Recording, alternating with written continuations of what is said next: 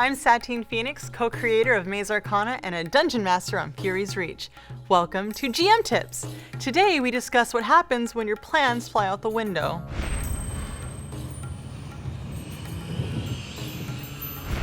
We've discussed the importance of structure and preparation in the last few episodes. Well, sometimes your little band of adventurers want to do something completely different. Never fear, dear Game Master. Here are a few tips to help you through this dilemma. Tip number 1, improv and redesign. Your players are there for the adventure. They don't know what you don't know, so be ready to improv or take pieces of the story you've made for them and redesign to fit the path they want to go down.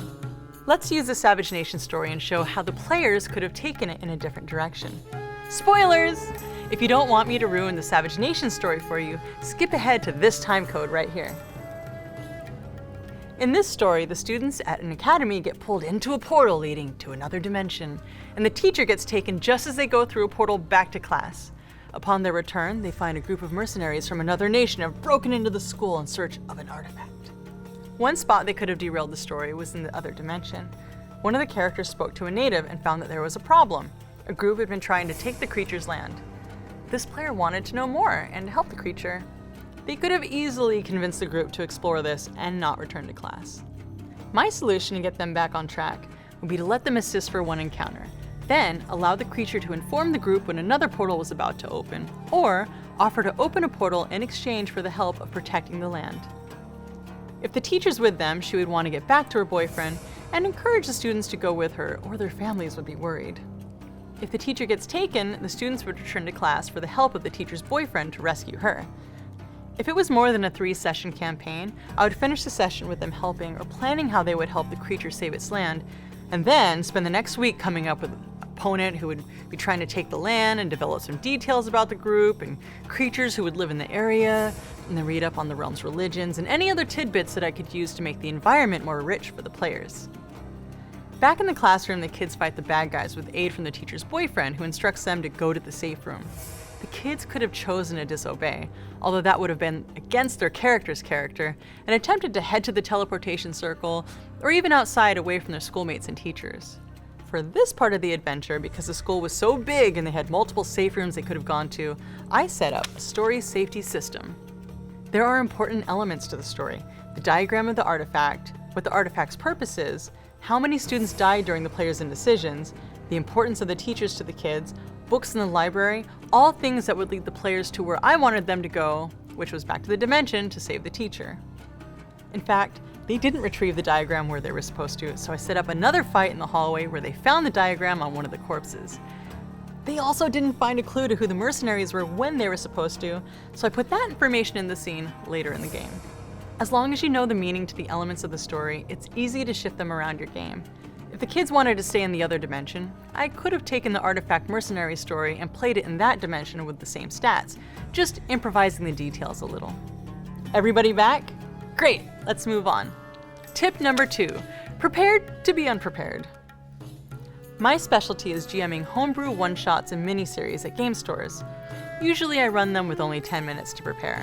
What I do have is the Vornheim Rolling Chart book, a book of different villain groups, a magic item book, a monsters manual, and a dungeon delving book.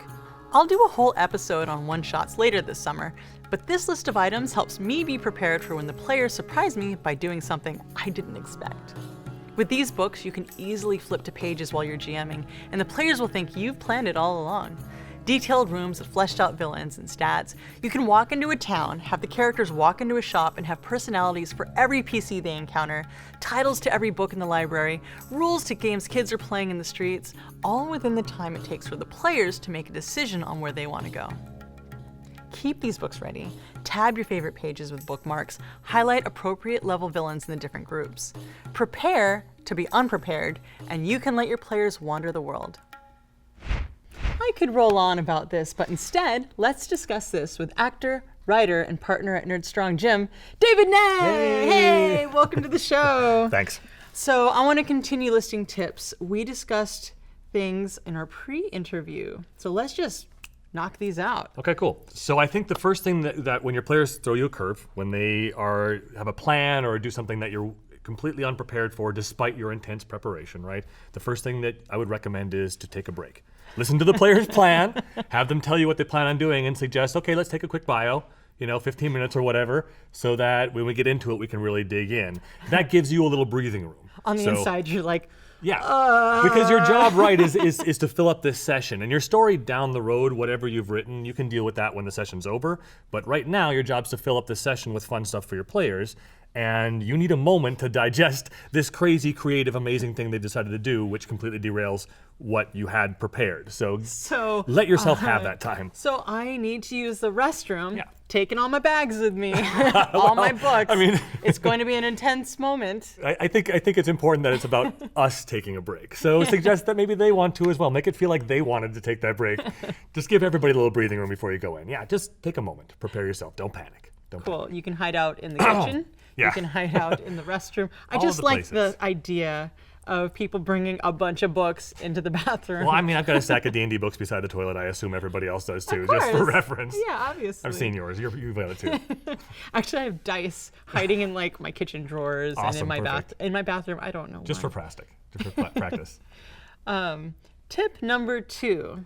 I think that the other important thing to do when again you've been thrown for a loop like that is to let the players take the lead.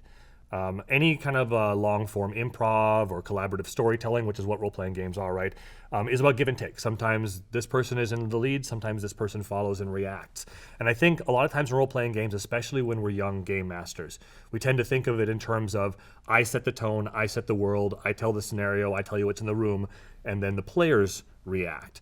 And I think this is a perfect opportunity as a game master to learn to be the reactor, not the scene setter. So it's more of a dance, really. A little bit, yeah. And so this is, especially in these situations, the players have made a plan, they're super excited about it. Let them lead and you react to them a little bit, gives them the reins. A lot of dungeon masters or game masters get really used to doing this and it's their natural rhythm of play anyway. But especially when you're on your heels, the best thing you can do is let the players take the reins for a while until you figure out where we're going and what's going on. So would you actually pause for the, I am not pause, would you actually kind of let them go in a direction and then veer them back, or would you keep and just add on to where they're going? See, I guess what I would say is I don't like to tell anybody no when we're gaming, and I don't want to push them back into the story I planned just because I planned something. If they've got a cool idea and a creative idea, the best things that I can do is listen to them. And so this is kind of the third tip here is listen to them and throw in encounters that they expect. So when they were telling you about their plan and they're talking about what they prepared for, they've clearly prepared for certain things. And so those encounters that they prepared for, give them some of those encounters. Reward their preparation by saying, yeah, you do encounter a guard here where you scouted out and expected, so that they have these encounters that if they hadn't prepared or hadn't had these great plans, they would have to go into like full-on combat mode or whatever, but now they've prepped for it. So they get to have some fun, easy wins, which in a normal circumstance, maybe it wouldn't be as much fun to let them steamroll or over stuff, but because it was their plan that made them be able to do this, it becomes really rewarding. You're rewarding their planning by giving them what they planned for. And then you can, if you've done a little bit, you can throw in maybe an encounter that they didn't plan for. A guard that they scouted who maybe is out of position. Maybe he was having a tryst with somebody around the corner and he's returning to his guard post and he's out of position. So they've sort of planned for it, but not exactly. And so you get to use their planning and the world building that they did while they're making their plan as part of your game as well. And it's good that they hear that you're listening to them. Absolutely. And those encounters, again, if you go back to what your job is during this session, it's to make it fun for your players. And you've got 2 or 3 or 4 or 5 hours or however much you guys play to fill. And so using that time to reward them and to fill them with something that makes them feel like my plan was cool, it's totally working, that helps make the whole thing more fun and exciting, and again gives you a little distance and a little breathing room as you're preparing for how the rest of the world is going to react to this plan. So that's the third one. The fourth one, you said reskin what you've prepared. So I think when we're game masters preparing encounters are sort of archetypes, right? I mean, typically you're looking at the abilities of your party, you're looking at the story and the world that you're living in, and you're building encounters in reaction to those two things. And so if you're thrown completely for a loop and the characters do something wildly unexpected, those encounters that you have, the heart of them, the core of them is still a useful thing. You've taken the time to balance them for whatever the purpose was. You can reuse that. You're throwing in maybe different monsters, or you're setting it in a different location, or you're giving them different obstacles, but essentially that encounter can be reused. And so make sure you don't have to start everything from scratch. You can reuse the things you did prepare in creative ways. So that's a double whammy because that was one of our first tips earlier in the show. Oh, wow, cool. Yeah, so we're like this. Excellent, perfect. Number 5 and the last tip. So the last thing I think is the most important thing to story, right? And so ideally, if you've done the preparation that you would talk about in the show all the time, and you kind of have your world built and you know who your villains are and who your NPCs are and what their motivations are and sort of what their inner life is, you know that they're going to be surprised. If you were surprised, it means the world is going to be surprised. And so this is a perfect opportunity to explore your NPCs and your villains in a way that maybe you weren't expecting. If the PCs, I talked to you, I think when we were talking about this, about a game where my PCs basically, or my players basically bypassed like 3 sessions worth of story. They had this amazingly creative idea and just walked through like literally 12 to 15 hours worth of preparation, which was crazy and amazing and exciting. But then not only was the stuff I had prepared for that session wasn't the right stuff for them anymore, and I prepared pretty broadly, but the stuff I had outlined for the next couple of sessions was also completely bypassed. You're like, ah! But what happened ultimately is I prepared for them to encounter the main villains and sort of the end of the story at this very sort of specific time, within a day or so of this event happening. And what happened instead is they showed up like 3 days early. But what does that mean then for your big NPC villains? I was surprised by it. So clearly the NPCs are surprised. So when they stumble upon the area where the final encounter would have been, the area is in preparation now. Instead of being ready for the final encounter or in the middle of a ritual, it's low-level minions beginning to make the marks for the ritual and stuff. So now they've got a whole different idea of what's going on. And some of that is good and some of that is bad because they get to surprise the big bad guys in a way, because in this case the bad guys were tracking where they were and they completely went off the map, and they get the element of surprise, which is cool. It's exciting for them, it's exciting for me. Basically, you're catching the big bad guys with their pants down. The other side of that, though, is there were a bunch of clues that the PCs would have gathered along the way about the nature of what they were stumbling into and the true expanse of this thing. But because they waltzed through all of that, they excitingly end up surprising the bad guy, but they are not equipped with the right information to know what's going on or how to respond to this situation. So it's a double-edged sword, and it's fun for everybody. I like that. I actually never thought of that before. No. So thank you for that. That's that's a juicy advanced level tip. Yeah, and it requires you to understand what your bad guys are doing, not just in the moment that they're written into your story, but also in the life prior to that and in the world in general. What do they do? Where would they be? Yeah. What does your pre-game house rule look like?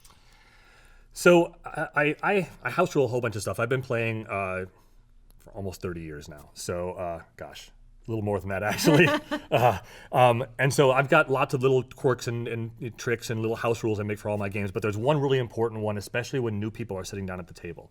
And I ask my players not to ask me if they can do something. Don't say, can I do this to me? I say, please ask me, how can I do this? Because I don't want to have a discussion about whether or not the rules allow something. Yeah. I want to have a discussion about, as my character, I want to do this thing. Let's figure out together how that thing is done. What is your favorite GM moment? I really relished the early days when I was first learning to GM. I had been playing for a couple of years, and I took over, and we built an adventure and played this campaign, and we probably were playing for about a year and a half, and I moved the characters into Ravenloft. So we played in Greyhawk, and I've got a living Greyhawk world that's been living since I was 12, and a big map of Greyhawk on my wall at home, because that's the place I've spent the most time, apart from like Los Angeles, North Dakota. I spent the most time in Greyhawk. So I moved the players into Ravenloft, and I think the first couple of sessions we played in Ravenloft, where the characters were realizing that the rules that they knew of the world they've been playing in were not the rules of this new place. And so everything was sort of a surprise, and everything was an opportunity to teach a new lesson. And that was a really exciting time for all of us as players and for me as a GM. Quick tip for our audience, GM tip. We talk a lot about being prepared, I think, on this show. I watched the episodes. We talk a lot about being prepared. Because, nerds. Right. But I would say the best thing that you can do for yourself to be prepared, and I've talked about this in other places too, is to be a story consumer as well as a storyteller. So as a GM, part of your job is to read and watch movies and watch TV and understand how story works. Yes. Because you will be caught off guard. You will find things you haven't been prepared for, and that knowledge of how stories work, and frankly, just lots of stories you can steal from, is your best friend. That's the end of our show today. Don't forget to ask your GM tip questions in the comments and on Twitter at #AskSatine. Thank you, David, for hanging out with us. Thank you for inviting me. It's been super fun. Oh my God, it super has. You can find David Nett at nerdstrong.com and on Twitter at David Nett. As always, I'm Satine Phoenix. You can watch more of these super fun GM tips on Geek and Sundry and find me, as always, on Sundays on Maze Arcana's Orphan Echo. And this summer, Dungeon Mastering Fury's Reach with Rudy on twitch.tv/DND. Hey, David, will you GM us out of here? I would love to. Okay, so your eyes fly open. The sky is orange and a soft, dusky light fills the sky. You've no idea how long you were out. You're laying in warm mud. As you pull yourself to your feet, you move the person next to you out of your way, but it's not a person, not anymore. It's a body. You pull yourself to your feet and you find that you're holding a broken sword. It's not your sword. Your sword you lost when the second wave of cavalry attacked the wyverns coming down at you. You don't know where you got this sword. It doesn't belong to you. You drop it to the ground. You look around. You wipe something sticky out of your eyes, and you find that you see Tess-Anna there. And together you find Willem and Fen. Fen's arm is hanging limply from his socket, but otherwise they're intact, and Willem's healing powers are exhausted for the day. There's nothing he can do about Fen's arm for now. The rest of you are more or less okay.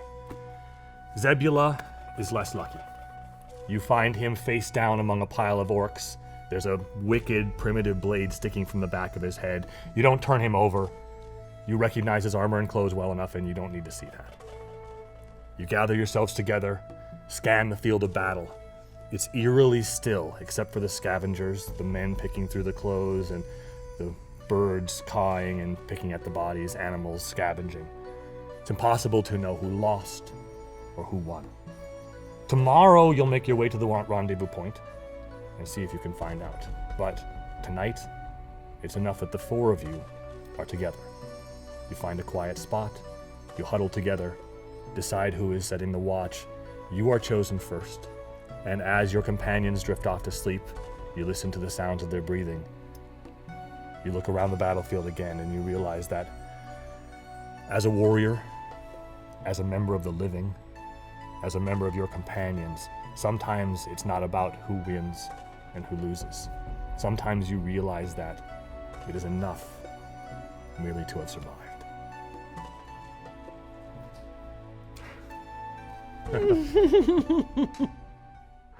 To battle! Hey!